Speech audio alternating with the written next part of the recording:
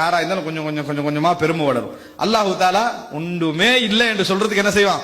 நீ ஒன்றுமே இல்லை என்று சொல்கின்ற தருணங்களையும் சந்தர்ப்பங்களையும் சாதாரண குடும்ப பிரச்சனையில நின்று அல்லாஹ் உணர்த்துவான். நம்ம அடிக்கிற பெருமைக்கு தானே குடும்பத்திலையும், நீ இல்லாட்டி எப்படி, நான் இல்லாட்டி நீ எப்படி பொழைக்கிறன்னு பார்த்துக்கொள்வோமேன்னு மனைவிட்ட பேசுவோம்.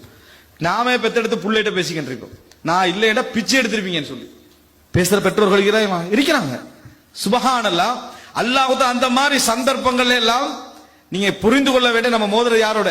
அல்லாஹோட. இந்த உலகத்தில் எவரும் எவர் மீதும் தேவையில்லாதவனதான் அல்லாஹ் தஆலா படைச்சிக்கிறான். ஆனா ஒரு கோஆபரேஷனான லைஃப் அல்லாஹ் எங்களுக்கு அமைச்சு தந்திக்கிறான்.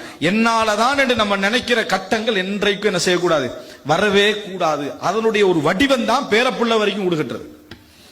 அதன் ஒரு வடிவம் தான்.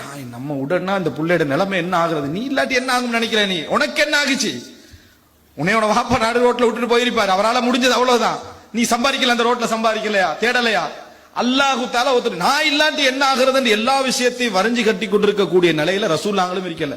பலஸ்தீனை விடுதலை செய்யாம நான் மௌத்தாகிறேன்னு ரசூலுல்லாஹ் கவலைப்பட்டாங்களா? பலஸ்தீன ரசூலுல்லாஹ் மௌத்தாகல, பலஸ்தீன் விடுதலை இல்ல. கவலைப்பட வேண்டியவர் அல்லாஹ்வுடைய தூதர். இதை விடுதலை செய்யாம நான் மௌத்தாகிறேன்னு ரசூலுல்லாஹ் என்ன செய்யல.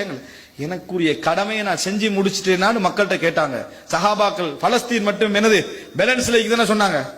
சஹாபாக்கள் அல்லாஹ்வின் தூதரை எத்தி வைத்து விட்டீர்கள், செய்தி என்னது முடிஞ்சது, அடுத்தது நாங்க கண்டினியூ பண்றோம்.